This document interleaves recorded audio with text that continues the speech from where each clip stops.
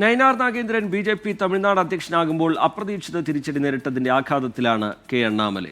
തമിഴക രാഷ്ട്രീയത്തിൽ തന്റേതായ ഇടമുണ്ടാക്കിയെടുത്ത അണ്ണാമലൈക്ക് ഇനി സംസ്ഥാനത്ത് കാര്യമായ റോളുണ്ടാകില്ല.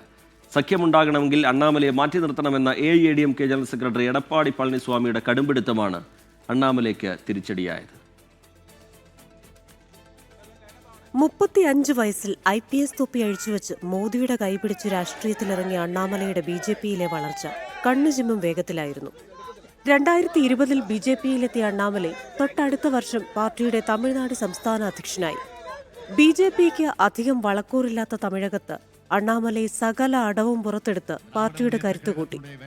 DMKയെയും സ്റ്റാലിനെയും ഉദയനിധിയെയും കടന്നാക്രമിച്ചു.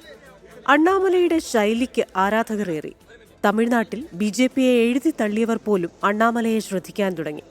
DMK ക്രൈം ഫയൽസ് എന്ന പേരിൽ അണ്ണാമലൈ പുറത്തുവിട്ട വിവരങ്ങൾ വലിയ ചർച്ചയായിരുന്നു.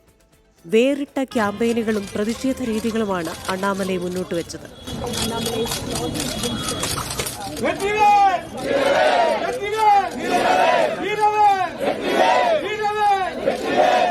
പാർട്ടിക്കുള്ളിലെ എതിർപ്പിനിടയിലും അണ്ണാമലയുടെ അധ്യക്ഷസ്ഥാനം സുരക്ഷിതമായിരുന്നു.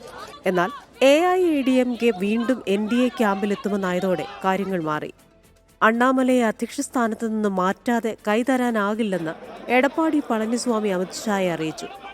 ജയലളിത ഉൾപ്പെടെയുള്ള നേതാക്കൾക്കെതിരെ അണ്ണാമലൈ നടത്തിയ പരാമർശത്തിന് പിന്നാലെയായിരുന്നു 2 വർഷം മുൻപ് AIADMK NDA ക്യാമ്പ് വിട്ടത്. EPSന്റെ സമ്മർദ്ദതന്ത്രം വിജയിച്ചതോടെ അണ്ണാമലയ്ക്ക് കനത്ത തിരിച്ചടിയേറ്റു. ദേശീയ നേതൃത്വത്തിലേക്ക് ഉയർത്തുമെന്ന് അമിത്ഷാ പറയുമ്പോഴും അതൊരു നേട്ടമല്ലെന്ന് അണ്ണാമലയ്ക്ക് നന്നായി അറിയാം. 24 ചെന്നൈ.